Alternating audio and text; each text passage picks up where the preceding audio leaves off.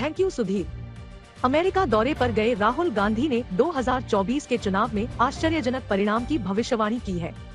कर्नाटक की जीत का जिक्र करते हुए राहुल गांधी ने कहा है कि सरकार के खिलाफ अंडरकरंट पैदा हो रहा है। राहुल ने आने वाले विधानसभा चुनावों में भी बेहतर संकेत मिलने की बात कही है।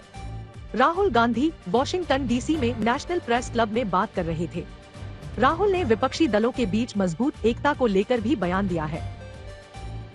अमेरिका में एक बार फिर राहुल गांधी ने भारतीय लोकतंत्र के खत्म होने का अंदेशा जताया है।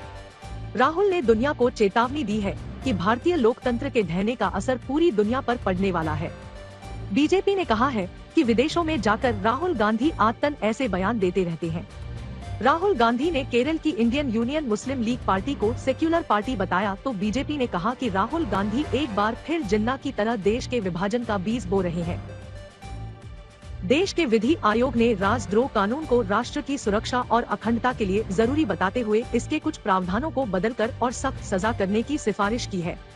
विधि आयोग ने अपनी 22वीं रिपोर्ट में कहा कि आईपीसी की धारा 124A को बनाए रखने की आवश्यकता है।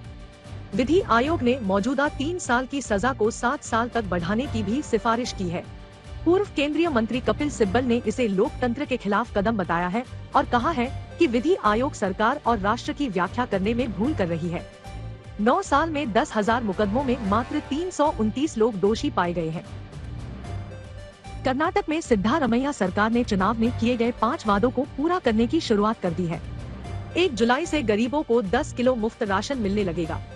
गृह लक्ष्मी योजना के तहत परिवार की महिला प्रधान को 2,000 रुपए हर महीने देने के लिए 15 जून से 15 जुलाई तक आवेदन पत्र जमा किए जाएंगे। 15 अगस्त से योजना शुरू हो जाएगी।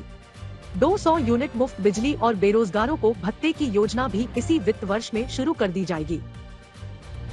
मणिपुर में हुई हिंसा के दौरान पुलिस से लूटे गए हथियारों की वापसी शुरू हो गई है।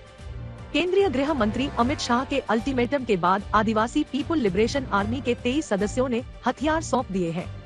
इसके साथ ही एक दिन में 144 हथियार वापस पुलिस को सौंपे गए हैं।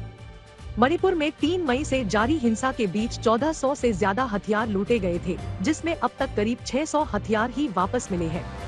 अमित शाह ने कहा था कि तलाशी में हथियार मिलने के बाद सख्त कार्रवाई की जाएगी। दिल्ली के साक्षी मर्डर केस में पुलिस ने हत्या में इस्तेमाल चाकू दिल्ली के रिठाला इलाके से बरामद कर लिया है। 3 दिन की पुलिस रिमांड में भेजे गए आरोपी साहिल से पूछताछ के अलावा पुलिस सोशल मीडिया खातों से भी साजिश के सुराग जमा कर रही है। अस्थि विसर्जन करने हरिद्वार गए साक्षी के माता पिता को साहिल के छूट जाने का डर सता रहा है। मुंबई के भायंदर में पुलिस ने एक सूटकेस में करीब 25 वर्ष की महिला का शव बरामद किया है। शव को 3 टुकड़ों में काटकर सूटकेस में रखा गया था। महिला टी-शर्ट पहने हुए थी और उसका सिर गायब था।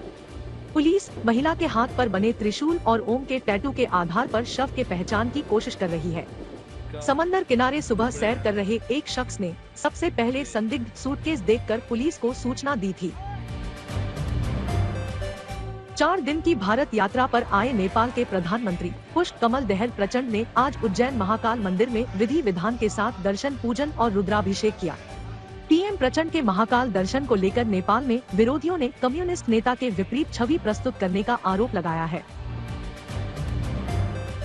अहमदाबाद क्राइम ब्रांच की साइबर यूनिट ने सिख फॉर जस्टिस के लिए काम करने वाले 2 संदिग्धों को महाराष्ट्र के भिवंडी से गिरफ्तार किया है। माशिद खान और शाहिद नाम के आरोपियों से पूछताछ जारी है। जांच में ये भी सामने आया कि आईएसआई के साथ काम कर रहे एसएफजे के रिकॉर्डेड कॉल सिम बॉक्स से लोगों के फोन पर डाइवर्ट किए जाते थे और धमकी दी जाती थी। पुलिस ने मौके से 4 सिम बॉक्स और 605 सिम कार्ड भी बरामद किए हैं।